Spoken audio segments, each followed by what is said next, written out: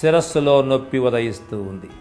సూర్యుడు పెరుగుతున్నాడు 12 గంటలు అయ్యేటప్పటికి తీవ్రమైనటువంటి చండ ప్రచండ జ్వాలలతో ఎలా వెలుగుతూ ఉన్నాడో ఈ శిరస్సులో నొప్పి కూడా 7, 8, 9, 10, 11, 12 గంటలు అయ్యేటప్పటికి తారస్థాయికి చేరిపోతుంది. అసలు ఇక భరించడానికి వీలు లేదు.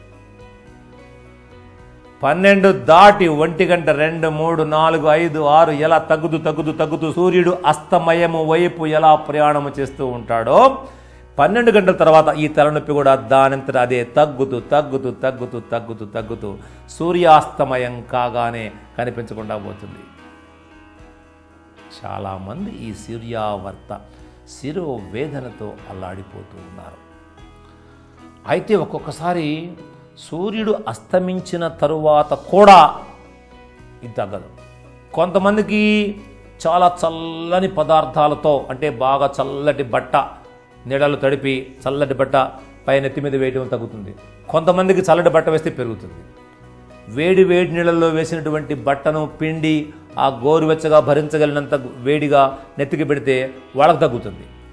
ఇది విచిత్రముగా కొందరికి చల్లని ఉపచారముల ద్వారా కొందరికి ఉష్ణోపచారముల ద్వారా ఇది తగ్గుతూ పెరుగుతూ ఇలా ఉంటూ ఉంది.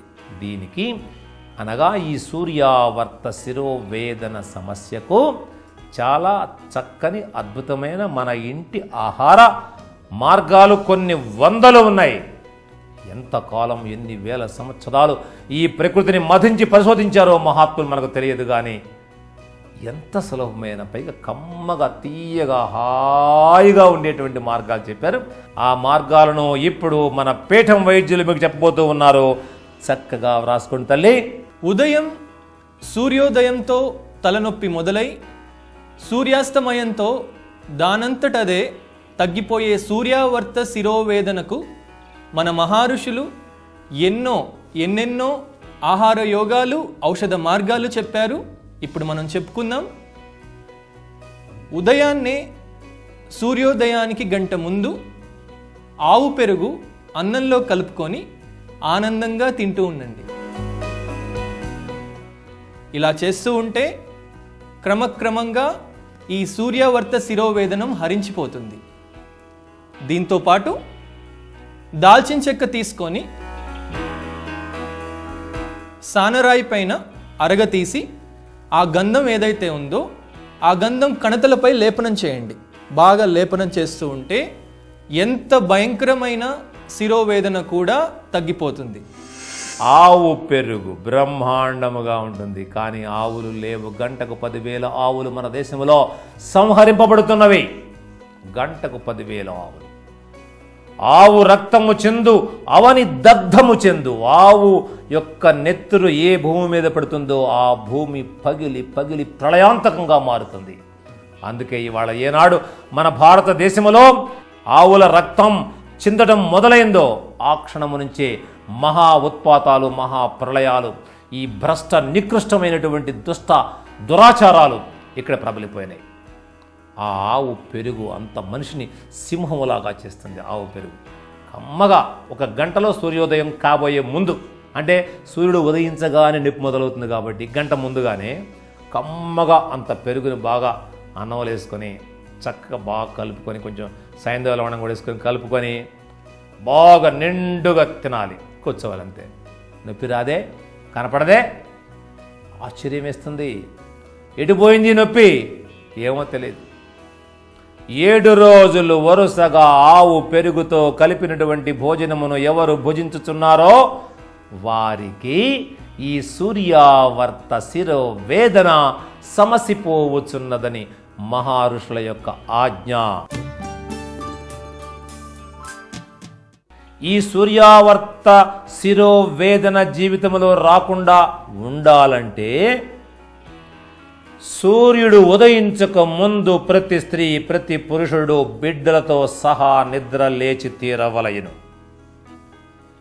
దేవుడు వచ్చేటప్పటికి జీవుడు నిద్రపోతూ గురకబెడుతూ ముసుగు బాగా తలనిండా కప్పుకొని పడుకుంటే సూర్యుని యొక్క శక్తి నీకు ఎలా సంక్రమిస్తుంది అని మహర్షులు ప్రశ్నించారు. సంక్రమించకపోగా ఎవరు సూర్యుడు వచ్చేటప్పటి నిద్రపోతూ ఉంటారో వాళ్ళ జీవశక్తిని కూడా సూర్యకిరణములు లాక్కొని పోవచ్చున్నవి అని ఋగ్వేదములో అధర్వణ వేదములో కూడా స్పష్టముగా చెప్పబడి ఉన్నది. అసలు సూర్యుడిని వాళ్ళ ఎవరు చూస్తున్నారు? సూర్యుణ్ణి చంద్రుణ్ణి చూసేటువంటి తీరిక, కోరిక, అవకాశమో ఈనాడు అధిక శాతం మందికి లేదు. సూర్యోదయానికన్నా ముందు లేచి తీరవలసిందే. సూర్యాస్తమయంతో తన పని నుంచి విముక్తుడై ఇంటికి వచ్చి స్నానము చేసి సూర్యాస్తమయం తర్వాత 2 గంటల లోపుగా భోజనము చేయవలెను. సమూలముగా నిర్మూలించేటువంటి చక్కని ఆహార యోగమును ఇప్పుడు మన పీఠం వైద్యులు మీకు చెబుతూ ఉన్నారు. మీరు చక్కగా వ్రాసుకోండి. మా ప్రియమైన సోదరులారా, ఇంతకుముందు చెప్పిన విధంగా సూర్యోదయంతో తలనొప్పి మొదలై సూర్యాస్తమయంతో దానంతట అదే తగ్గిపోయే సూర్యావర్త శిరోవేదనకు మనం ఇప్పుడు ఒక అద్భుతమైన ఔషధ యోగాన్ని చెప్పుకుందాం. దేవదారు చెక్క, పుష్కర మూలం, సొంటి, వట్టివేళ్ళు, మినుములు ఇవి 5 సమభాగాలుగా తీసుకొని దంచి పొడి చేసుకొని ఒక గ్లాస్ సీసాలో నిల్వ చేసుకోండి. ప్రతిరోజు ఈ పొడిని 3 చెంచాల పొడి తీసుకొని దీంట్లో తగినంత పల్చని గంజితో మెత్తగా నూరి ఆ గుజ్జు ఏదైతే ఉందో తలపై మర్దనం చేస్తూ ఉంటే ఎంతో భయంకరమైన సూర్యావర్త శిరోరోగమే కాకుండా ఇతర శిరోవ్యాధులు కూడా నశించి మీరు ఆనందంగా ఉంటారు. అన్ని మూలికల అంగళ్లలో దొరికే వస్తువులే, దొరకని వస్తువు ఇందులో ఏమీ లేదు. దేవదారు చెక్క దొరుకుతుంది, వట్టివేళ్లు దొరుకుతాయి, పుష్కర మూలం దొరుకుతుంది. సొంటి నువ్వులు కలిపి మెత్తగా నూరి పట్టు వేస్తే వాత, పిత్త, కఫ జనిత, త్రిదోష జనిత, అలాగే అరతల నొప్పి, పార్శ్వపు నొప్పి, అట్లాగే సూర్యావర్తం ఇలాంటి సమస్త దోషముల వలన సంభవించినటువంటి తలనొప్పులు సమూలముగా నిర్మూలన మగుగాక. అంతే. అదేవిధంగా సూర్యావర్తము శుక్రవారం నాడు చెప్పాం. సూర్యావర్తపు తలనొప్పి ఇది కూడా అధికమైనటువంటి వేడి వల్ల జరుగుతూ ఉంది కాబట్టి ఇందులో కూడా తలకు కొబ్బరి నూనె లేదా ఆముదము ఒళ్ళు మొత్తము, తలకు కాదు ఆపాదమస్తకము శుభ్రముగా రాసి బాగా ఎంత నూనె ఎక్కితే అంత ఎక్కించి అరికాళ్లకు, తలకు, చేతులకు, పొట్టకు, మెడలకు, వెన్నుపూసకు రుద్రము ద్వారా అధికముగా ఉన్నటువంటి ఆ వేడిని మనం బయటకు లాగివేయవచ్చు. అదేవిధంగా ఈ సూర్యావర్త శిరోవేదనలో చంద్రభేదన ప్రాణాయామం ఎడమ నుంచి తీసుకొని కుడివైపు వదలటం ఇందాక మీకు చెప్పాం. అలాగే శీతలి 4 దొందలాగా బెడ్ చేయటం, శీత్కారి ప్రాణాయామం, వీటినే దానికి కూడా ఆ నొప్పికి కూడా దీన్ని మనం అనుసరించాలి. ఈ విధంగా ఈ 5 రకాల తలనొప్పులకు 5 రకాల ప్రాణాయామ చికిత్సలు, 5 రకాల కాపడాలు, అలాగే ఆకులతో కట్టుకోవటం, నూనె తలకు పూసుకోవటం, ఇలాంటి చర్యలతో మనము ఈ వ్యాధులను పోగొట్టుకోవాలి. ఇక ఇవి రాకుండా ముందు జాగ్రత్త చర్య ఎలా తీసుకోవాలో మనం చెప్పుకుందాం. చూస్తూ ఉండండి. 5వది సూర్యావర్త శిరోవేదన. సూర్యుడిని బట్టి శిరస్సులో వేదన రావడం చెప్పుకున్నాం కదా మనం. దీనికి ఏం చేయాలంటే ఇప్పుడు చూడండి, అంటే పైత్యము పూర్తిగా నాశనం కావాలి, వేడి బాగా తగ్గాలి. పైత్యనాశక ముద్ర, పిత్తనాశక ముద్ర ఇట్లా పెట్టండి. ఇట్లా పెట్టి చిటికెన వేలు, అదేవిధంగా ఉంగరం వేలు, ఈ 2 కొనలు బొటన వేలి కొనతో కలపాలి. ఇది చాలా గొప్ప ముద్ర, ఎంతో అద్భుతమైనటువంటి శక్తిని సమకూర్చేటువంటి ముద్ర. ఈ ముద్ర పిత్తనాశక ముద్ర, దీన్ని ప్రాణముద్ర, మహాజ్ఞానముద్ర, మహాశక్తి ముద్ర, దీనికి ఎన్నో పేర్లు ఉన్నాయి. ఇలా పెట్టగానే ఎంత వేడి పగిలిపోతూ, రగిలిపోతూ, మంటలు పుడుతూ, ఒళ్ళు మొత్తం గుల్లలు పుట్టి, గడ్డలు పుట్టి, చురుకులతో ఎప్పుడు చల్లటి నీళ్ళలో తొట్లో పడుకుంటూ ఉంటారు కొంతమంది. అలాంటి పరిస్థితుల్లో కూడా ఈ ముద్ర వేయటము ద్వారా అంత భయంకరమైనటువంటి పైత్య ప్రకోపమో నశించిపోతుంది. అంతే, తిరుగులేదు.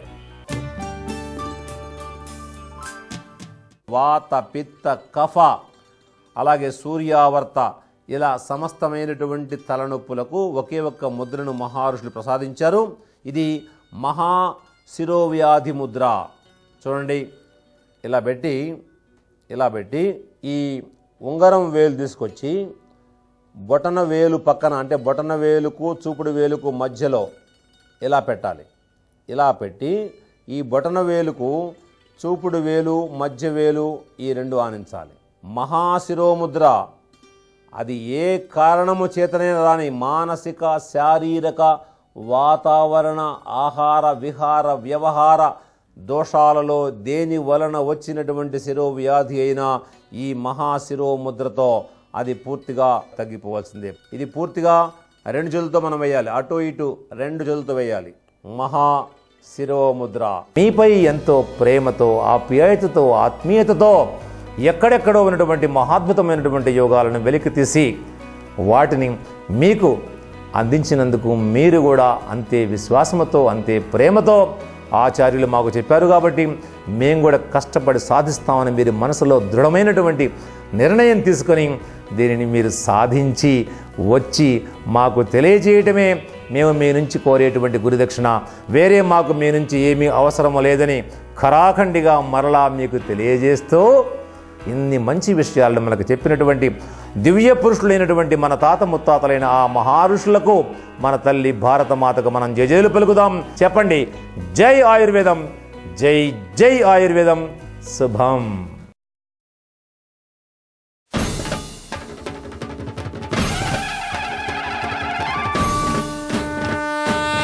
అడుగో అడుగడుగడుగడుగో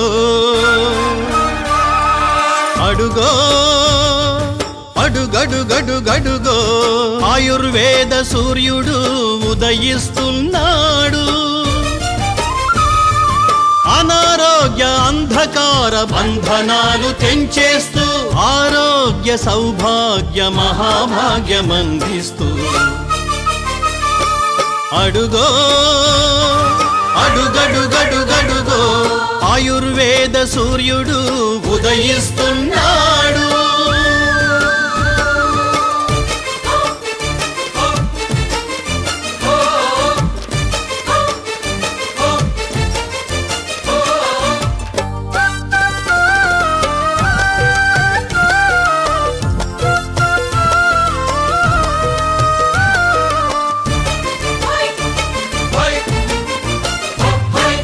జనని జన్మభూమి కన్న మిన్న ఏది లేదంటూ